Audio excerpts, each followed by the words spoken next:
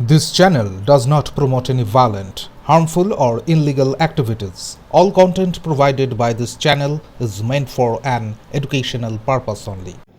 21শে জুলাইয়ের প্রস্তুতি কর্মসূচিতে ফের উত্তপ্ত হল রাজনীতি। নবনির্বাচিত আইএনটিটিইউসি তৃণমূল শ্রমিক সংগঠনের মালদা জেলা সভাপতি বিশ্বজিৎ হালদার হুঁশিয়ারি দিয়ে বলেন, বিজেপির কোমর ভেঙে দেব।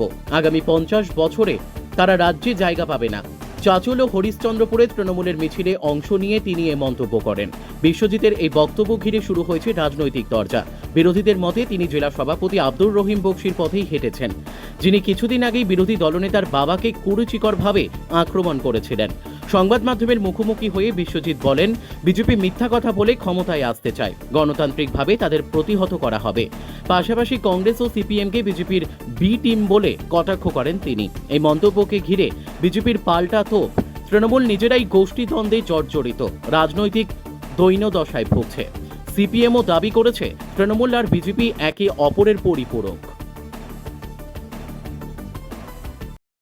সর্বস্তরের মানুষ, খেটে খাওয়া মেহনতি মানুষ, শ্রমিক সংগঠন, তৃণমূল কংগ্রেসের শ্রমিক সংগঠন, প্রত্যেকটা মানুষকে নিয়ে, প্রত্যেকটা শ্রমজীবী এবং গ্রাম বাংলার শহর অঞ্চলের সর্বস্তরের মানুষকে নিয়ে বিজেপির এমন ভাবে আমরা কবরটাকে ভেঙে দিব যে আগামী 50 বছরে এই বিজেপি পশ্চিম বাংলার আসন তো দূরের কথা, পশ্চিম বাংলায় কোনো জায়গায় কিন্তু এরা স্থান পাবে না, জায়গা পাবে না। পশ্চিম বাংলায় বিজেপি বিগত 21 সালে বলেছিল 200-র বেশি আসন পাবো, কিন্তু তারা 70টার আসনে থেমে গিয়েছিল। আমরা এবার মমতা বন্দ্যোপাধ্যায়ের সৈনিকরা আমরা একদম দৃঢ় প্রতিজ্ঞ, আমরা শপথ করেছি এবার বিজেপিকে বাংলা থেকে উৎখাত করব এবং বিজেপিকে 30টার বেশি আসন আমরা কোনো মতেই পেতে দিব না। যে এই বিজেপি মিথ্যাবাদী বিজেপি, তাদেরকে এলাকা থেকে উৎখাত করবে এবং মালদা জেলায় আগামী বিধানসভা নির্বাচনে 12টার মধ্যে 12টা আসন পাবে তৃণমূল কংগ্রেস এবং মমতা বন্দ্যোপাধ্যায়ের হাত শক্তিশালী হবে।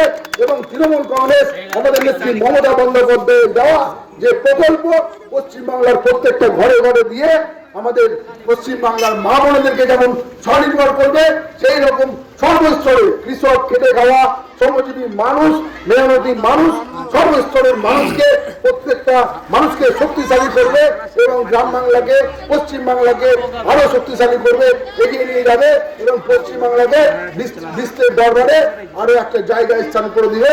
এই বলে আপনাদের সকলকে আমি আমার শ্রদ্ধা নমস্কার জানাচ্ছি।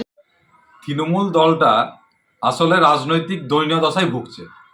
এরা কখনো বলছে বিজেপির কোমর ভেঙে দিবে, বিজেপির নেতাদের বাড়ি থেকে বেরোতে দেবে না। আমি একটা কথাই বলবো, হরিশ্চন্দ্রপুর, রতুয়া, চাচল এই সমস্ত জায়গায় তৃণমূলের নিজেদের গোষ্ঠীদ্বন্দ্বে যেভাবে কোমর ভেঙে বসে আছে, তাকে সেই কোমরগুলো আগে রিপেয়ার করুক, তারপরে অন্যের কোমর ভাঙার চিন্তা করবে।